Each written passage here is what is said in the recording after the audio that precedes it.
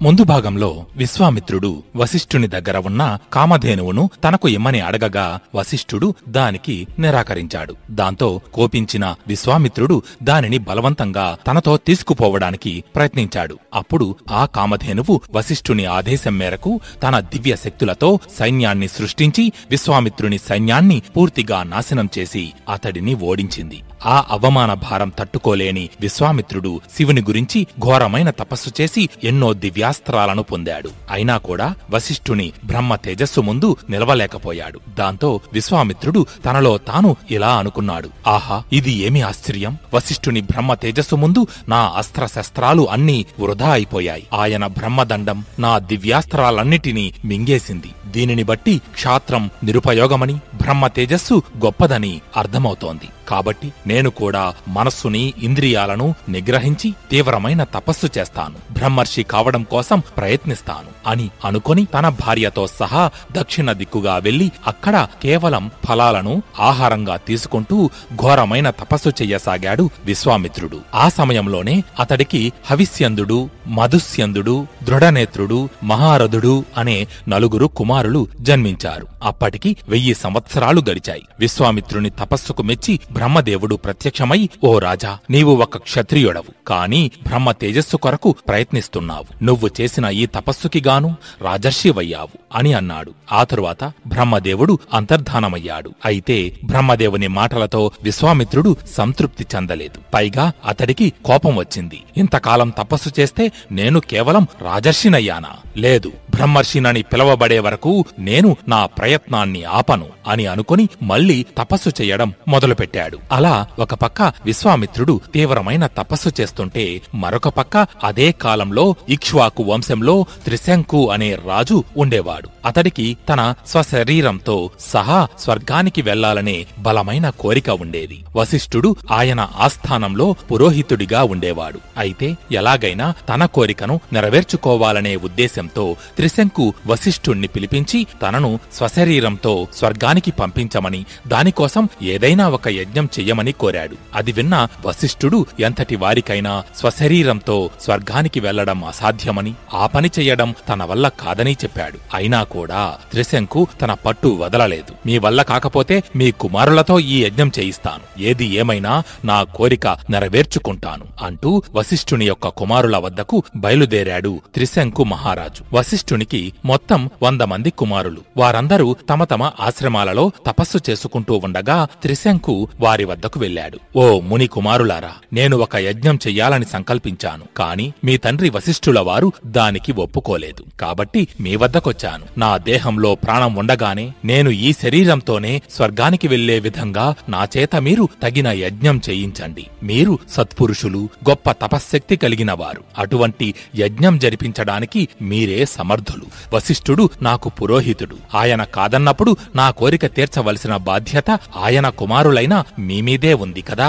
రాజుకి పురోహితుడు దైవం వంటివాడు. కాబట్టి మిమ్మల్ని నా దైవంగా భావించి అడుగుతున్నాను. నా చేత యజ్ఞం జరిపించి నన్ను స్వశరీరంతో స్వర్గానికి పంపండి అని వేడుకున్నాడు. అయితే త్రిశంకు మాటలు విన్న వశిష్ఠుని కుమారులు కోపంతో ఊగిపోయారు. మహారాజా, మీ ఆలోచన తప్పు. ఈ విధంగా దుర్బుద్ధితో ప్రవర్తించకండి. వశిష్ఠుడు కేవలం మీకు మాత్రమే కాదు, మొత్తం మీ ఇక్ష్వాకు వంశానికే కులగురువు. 3 లోకాలలో ఎవరి చేతనైనా ఎటువంటి యాగమైనా చేయించగల సమర్థులు మా తండ్రి. అటువంటి ఆయనే కుదరదు అన్నారంటే ఇది ఎంతటి దుర్లభమైన కార్యమో ఆలోచించండి. అలాగే మా తండ్రి గారు వద్దని నిరాకరించిన యజ్ఞాన్ని మేము జరిపించి ఆయనను అవమానించలేము. కాబట్టి మీరు వెంటనే మీ నగరానికి తిరిగి వెళ్ళండి. ఈ దుష్ట ఆలోచనను మానుకోండి అని కోపంతో పలికారు. అయితే ఆ మాటలను విన్న త్రిశంకు వినయంతో వారితో, మునికుమారులారా, నేను స్వశరీరంతో స్వర్గానికి వెళ్లాలని, దానికి ఒక యాగం చెయ్యమని మీ తండ్రి గారిని కోరాను. కాని దానికి ఆయన సమ్మతించలేదు. దాంతో మీ వద్దకు వచ్చాను. మీరు కూడా అందుకు నిరాకరిస్తున్నారు. ఏం చేస్తాను?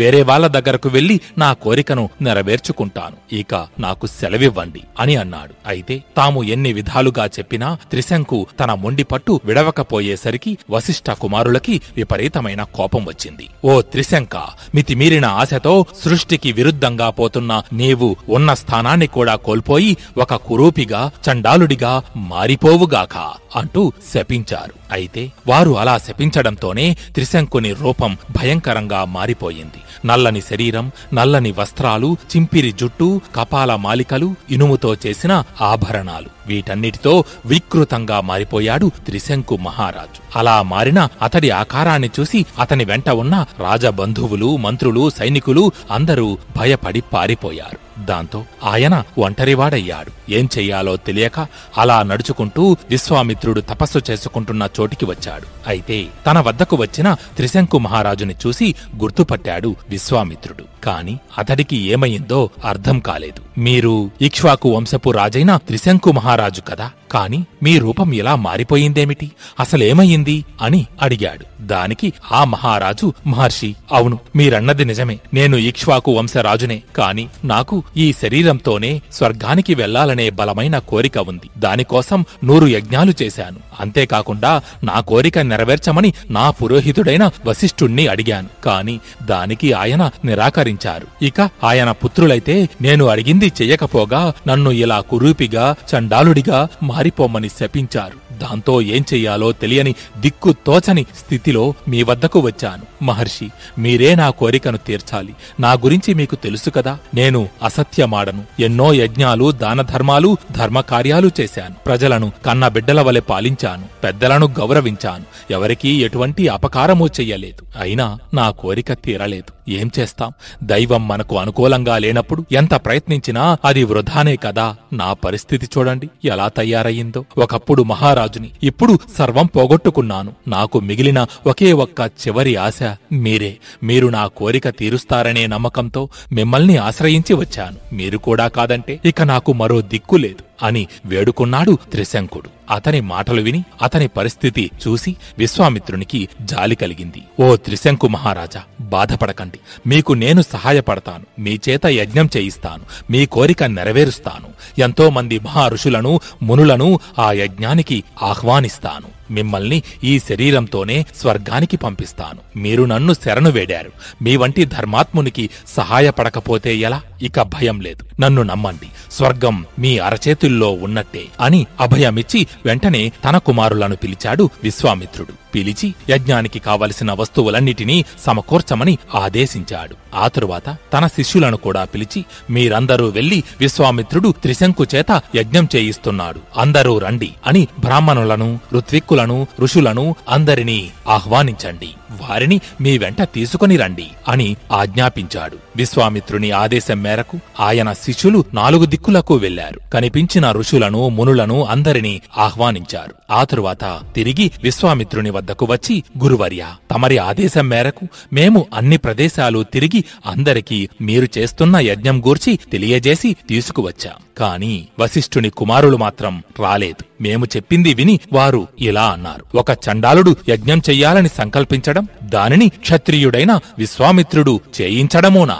చాలా బాగుంది. ఆ యజ్ఞంలో అర్పించే హవిస్సులను దేవతలు స్వీకరిస్తారని అసలు ఎలా అనుకున్నారు? ఆ యజ్ఞానికి వచ్చి భోజనం చేసే బ్రాహ్మణులకైనా, ఋషులకైనా అసలు స్వర్గలోక ప్రాప్తి కలుగుతుందా? అసలు ముందు ఈ యజ్ఞం సవ్యంగా పూర్తవ్వాలి కదా అని చాలా రకాలుగా దుర్భాషలాడారు గురువర్య అని విశ్వామిత్రునితో చెప్పారు ఆయన శిష్యులు. అయితే వారి మాటలు విన్న విశ్వామిత్రుడు కోపంతో ఊగిపోయాడు. ఎంతో పవిత్రంగా తపస్సు చేసుకుంటున్న నన్ను వాళ్ళు ఎన్ని మాటలంటారా? వశిష్ఠుని కుమారులందరూ భస్మమైపోవుగాక. వారందరూ యమలోకంలో శవాలను తింటూ 700 జన్మలు పడి ఉంటారు అని తీవ్రంగా శపించాడు విశ్వామిత్రుడు. మరి ఆ తరువాత ఏం జరిగింది? విశ్వామిత్రుడు తనలోని కామ క్రోధాలను జయించి, ఇంద్రియాలను నిగ్రహించి మనిషి నుంచి మహర్షిగా, ఆ తరువాత బ్రహ్మర్షిగా ఎలా ఎదిగాడో మనం తరువాయి భాగంలో తెలుసుకుందాం. జై శ్రీరామ్, జై జై రామాయణం.